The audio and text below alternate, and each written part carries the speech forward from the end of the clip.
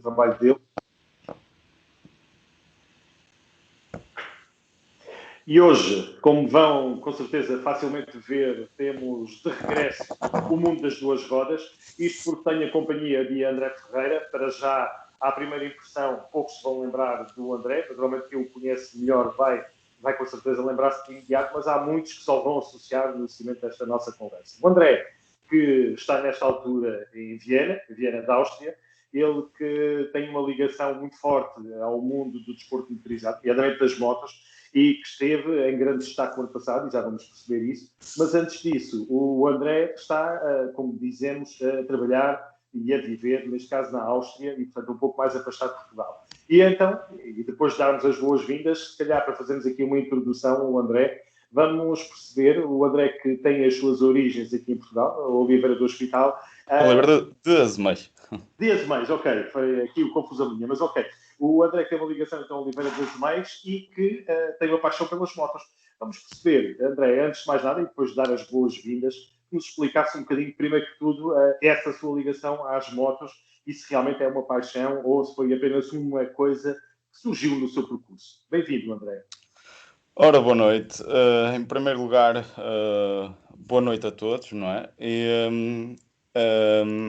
Esta ligação foi uma coincidência. Eu gosto de acompanhar o MotoGP, porque o Miguel Oliveira está lá, não é?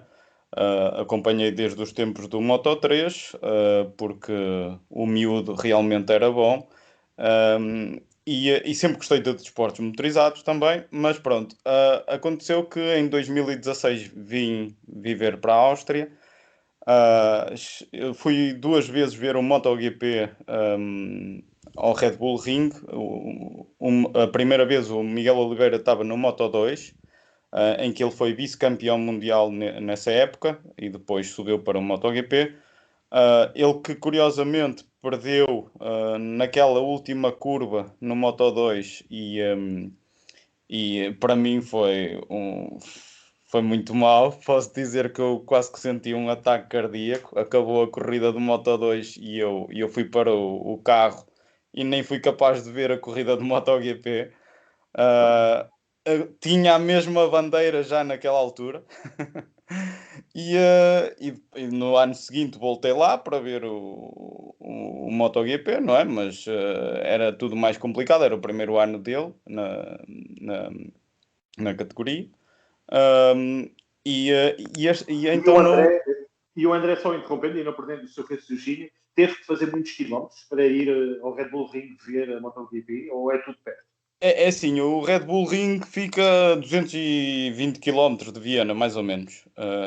E faz-se bem, tem autoestrada até lá, e as autoestradas cá são muito boas, as ligações são porreiras. E só MotoGP, ou o André tinha ocasião também de ver a Fórmula 1 na pista da Red Bull? É assim, eu recentemente tirei uma formação que posso trabalhar na Fórmula 1, no DTM, na GT Series e por aí fora. Hoje, curiosamente, devia de lá estar para uma prova de Fórmula 4, mas a corrida teria 2 dias, algo aconteceu e passaram só para um, portanto, nós iríamos aproveitar para treinar um bocadinho na Fórmula 4 para as outras situações. Digamos que nesta área eu sou novato. Este tipo de steward, de Marshall, eu tenho pouca experiência. O ano passado estive no MotoGP como no staff médico. E isso eu fui para lá porquê? Porque era a única forma de poder ver o MotoGP ao vivo, não era? Não havia outra hipótese. Mas tem medicina? Tem alguma ligação de Não, medicina, parte de é enfermeiro? assim, não tenho ligação a nada disso. Apenas tirei uma formação de primeiros socorros. Nós temos um paramédico e o que eu tenho que fazer é auxiliar o paramédico. E isto é tudo muito simples. Há 4 tipos de códigos. o primeiro código, ao fim de 30 segundos, se por exemplo um piloto não tiver uma certa reação, passamos ao segundo código, depois ao terceiro e por aí fora. Portanto, isto é tudo muito rápido. E posso dizer que, por exemplo, se for uma situação gravíssima, como houve aquela situação do acidente do Morbidelli e do Zarco na segunda reta, em que eles acidentaram-se a 300 e tal a hora, a corrida parou de imediato, foi acionado o código mais urgente, digamos, Elevado. elevado, e o carro médico mais próximo segue para lá, e é óbvio que o primeiro é o paramédico que tem que lá chegar em 30 segundos no máximo. Isso são tudo regras que aprendemos nas formações e temos que estar atentos a essas situações para comunicar via rádio. Eu não tenho que comunicar via rádio, mas o paramédico tem que fazer isso. E eu sei o que é que eu tenho que fazer. ah, Na minha situação, eu tinha que pegar na maca. Se eu tivesse que pegar num piloto, eu sei qual era a parte que teria que pegar e como rodar e como levantar e por aí fora. Depois, coisas muito mais complicadas, em poucos segundos, o médico da prova está lá. Há dois carros, pelo menos, da organização, com dois médicos, junto à linha de meta e outro a meio do circuito. Portanto, em muito poucos segundos, um médico está lá. E eu então só teria que fazer isso. E foi a única Sim. forma que realmente tive de lá estar, e isto tudo através de um colega de trabalho que já participava nisto nos anos anteriores, e eu decidi mandar-lhe a boca, do género, não precisas de um voluntário. E ele disse, não, aqui não há voluntários, se quiseres vens para cá trabalhar. E eu, ótimo. E foi muito bom, porque todos aqueles comissários médicos, nós tivemos que viver durante 3 dias juntos. Isto foi de quinta-feira, final da tarde até domingo, não é? Em que fizemos o teste de Covid e depois estávamos sempre juntos, andávamos sempre no autocarro juntos, vivíamos juntos, cozinhávamos juntos portanto, são todos austríacos. Eu era o único estrangeiro e o único português, não é? E foi muito bom, foi super engraçado. Criei grandes amizades. Agora, E já faz parte da equipa, não? Portanto, neste sim, eu momento foi faço uma parte. entrada assim, foi uma entrada disfarçada, mas que neste momento se transformou numa coisa mais séria. Neste momento já faz parte da equipa, mas é uma equipa do Red Bull Ring, ou é do Automóvel Clube, ou é de quê? Não, Essa ligação dele. há uma equipa do Red Bull Ring para os comissários das bandeirinhas e isso tudo. E essa é a tal formação que eu tirei recentemente, que agora já pertenço, que é o Projeto FUNF. Traduzido para português, é o Projeto 5.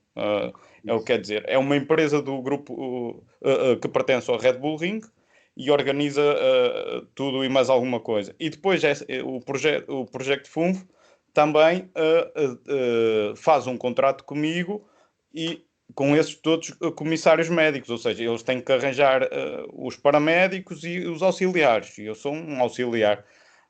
Mas estamos separados dos outros comissários, não estamos, não temos nada com regras da corrida, não estamos nada relacionados. A única coisa que a gente influencia é se vamos parar uma corrida ou não, no caso de um acidente grave, Sim. não é? E o André, que o ano passado, então, e é disso que estávamos aqui também a falar, teve então a ocasião, não foi o primeiro, mas foi um dos primeiros, que teve a ocasião de estar ali perto do próprio Miguel Oliveira, por a altura da realização do Grande Prémio no Red Bull Ring. É isso? Sim, Era isso que estava a contar, que eu interrompi. eu fui para lá, como disse, porque o tal meu colega de trabalho arranjou esta possibilidade.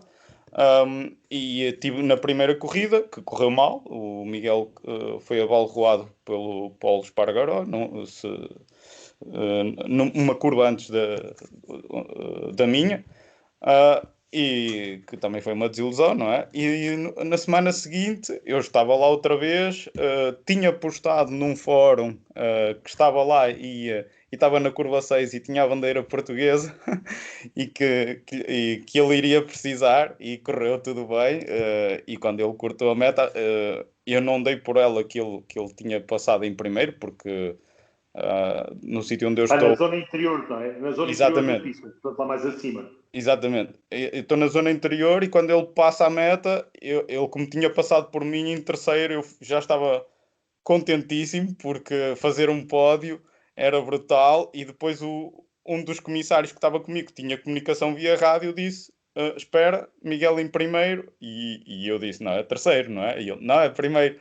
E eu, estás a brincar, não estás? E eu, não estou a brincar, até que ele me agarrou e disse, não, ele ganhou, não estás a perceber, ele ganhou. Não E havia ecrãs, não tinha ecrãs gigantes para ter essa não, certeza? porque não há Nem nada. público, então não há ecrãs gigantes. E então a minha reação foi então pegar na bandeira e esperar por ele para lhe entregar. E ele lá apareceu e fui o primeiro português, sim, a estar com ele. Havia mais um português que é desculpe se estou em erro, que é o Pimentez ou qualquer coisa do género. É alguém que está sempre com ele. Há um português que está sempre com ele, não sei se é a dar apoio, não faço a mínima ideia o que é. E então lá lhe entreguei a bandeira, notei que foi uma cara de surpreendido, dei-lhe um cartão de visita porque gostava de ter a bandeira de volta, não era?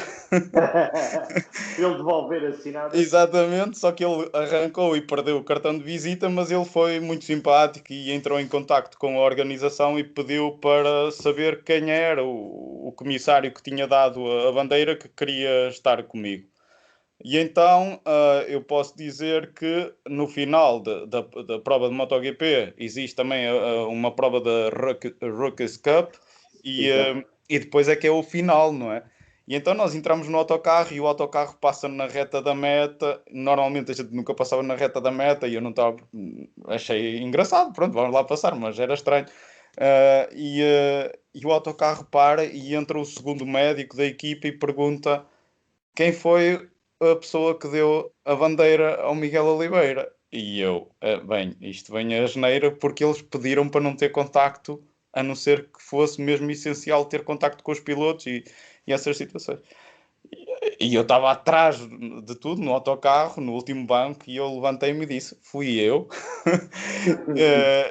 E disse: bem, venho aí alguma asneira, certamente. E ele disse: o Miguel teria todo o gosto em conhecer-te, queres? E eu disse: sim. E foi uma explosão de alegria dentro do autocarro, todos os meus colegas super animados, e foi assim sei lá, foi brutal, não sei explicar. E E como é depois. que foi? Foi ele que subiu ao autocarro ou foram vocês Não, que saíram o e foram autocarro para foi até à linha de meta, parou precisamente na linha de meta. Naquela altura ele estava a receber o carro que ele ganhou, que foi um BMW M4, se não estou em erro, e Uhum. então estavam-lhe a esclarecer como é que funcionava o carro e mais umas coisas, e ele ia dar uma voltinha no carro. E então foi ali que a gente se encontrou. Eu saio do autocarro, toda a gente a fazer festa dentro do autocarro, mas fui eu o único que saí. E então lá tive com ele uns minutos, falámos um bocado, tirámos uma fotografia, mas eu fui tão surpreendido que não estava à espera daquilo, não é? Eu queria aquilo, mas como ele perdeu o cartão, não estava já à espera de nada, não é? E eu posso dizer que tirei uma fotografia com ele, mas eu nem tirei a máscara. Esqueci-me de tirar a máscara. E a aventura da bandeira? A bandeira seguiu depois com o Miguel ou o Miguel autografou e devolveu? Não, a bandeira não faço a É para mínima dar ideia. sorte, deve ser para dar sorte. Não, é assim, se ele não a devolveu, espero que ele aguarde pelo menos junto com o troféu que ele ganhou. Não sei, eu não faço a mínima ideia do que é feito da bandeira, mas pronto, terei que comprar uma este ano, outra vez, para ver se lhe entrego. Vamos lá Ok. ver, seria bom. André, e o que é que isso significou para si? Essa possibilidade de estar ao lado desse ídolo e perceber que ele, além de piloto, é um ser humano, não? E, portanto, consegue Bem, perceber que há um lado humano por trás Eu, deste gesto. para mim significou muita coisa nessa altura. Isto são tempos de Covid, não é? E eu não podia ir a Portugal. E ele é português, não é? Tem o nosso sangue. Mostrou o nosso valor. uma das coisas mais importantes, mostrar que somos às vezes um país pequeno, que em termos económicos nestas ligas não conta nada, e ele está lá no topo, não é? E depois ele chamar-me, uma das primeiras coisas que os austríacos me disseram foi: ele tem que ter um caráter muito bom, porque se fosse um outro piloto de renome, provavelmente não iria querer saber, pegava na bandeira e seguia. E todos eles ficaram extremamente admirados com essa situação. E para mim significou realmente muito, mas também posso dizer que foi assim um momento de misto de muita alegria e ao mesmo tempo de tristeza. Primeiro porque é festejar, mas não é festejar como a gente quer. É um festejo que é cá para dentro e que eu não podia Vamos à partilhar procura. com ninguém. Eu André, não... peço desculpa, a ligação caiu aqui um pouco. Podemos voltar atrás? Porque é que Sim, ficou sim. triste? Sim, explicar essa parte do triste. Eu estava a dizer, fiquei triste porque é um momento de alegria enorme em que eu quero festejar, mas não festejo da melhor forma. Não tenho ninguém para festejar, não tenho ninguém com a minha língua para falar, não é? Não sai aquilo que a gente quer, não é? E depois é fazer toda a viagem de regresso sozinho e continuo sem poder festejar com alguém. E chego a casa e não tenho ninguém porque eu vivo sozinho e portanto foi assim um momento ao mesmo tempo estranho, mas que foi muito importante para mim. Foi porque eu também eu próprio tenho ah, o Miguel tem a sua luta para chegar onde chegou e eu também tenho a minha para chegar onde eu cheguei cá, não é? E acho que é um bocado até uma história semelhante, porque pronto, nós lutamos para chegar onde chegamos, não é? E eu estou cá há basicamente 5 anos, não sabia falar alemão e neste momento já falo alemão e já faço alguma coisa engraçada, e pronto, é isso. Oh, André, e passou a acompanhar mais o percurso do Miguel Oliveira depois disso? Ou manteve Não, sempre com era atenção? igual. Isto depois deve ter ficado satisfeito também quando o vê vencer a última prova, precisamente em solo português, no Autódromo Internacional do Certo. Algarve. Completamente. E depois há toda aquela situação, todos aqueles colegas austríacos, no dia do MotoGP em Portugal, todos a mandar mensagens e todos fãs do Miguel Oliveira. Eu posso dizer que muitos deles queriam era ver Ducatis na frente e coisas desse género, mas a partir daquele momento foi Miguel Oliveira. Muitos deles ficaram convertidos a Fãs, Miguel Oliveira. Sim, muito foi bem. muito bom. E este ano de Até porque a 2021? KTM é uma marca austríaca, não é? Claro. E temos portugueses na fábrica da própria KTM, que eu já tive a ocasião até de fazer entrevista aqui no 16 Válvulas. Pergunto, 2021, como é que vai ser? Vai ser outra vez fazer os possíveis para estar no MotoGP, penso eu, e Fórmula 1 também, ou não? Desculpa, eu não percebi a pergunta. Ia perguntar neste ano, fazer os possíveis para estar mais uma vez presente no MotoGP, na prova, na passagem por aí pelo Red Bull Ring, e Fórmula 1 também, se calhar, com este upgrade a nível das capacidades. É assim, no MotoGP estou garantido. Já penso que em setembro o organizador veio aqui a Viena e já estamos juntos e disse: André, estás 100% confirmado, só se tu não quiseres.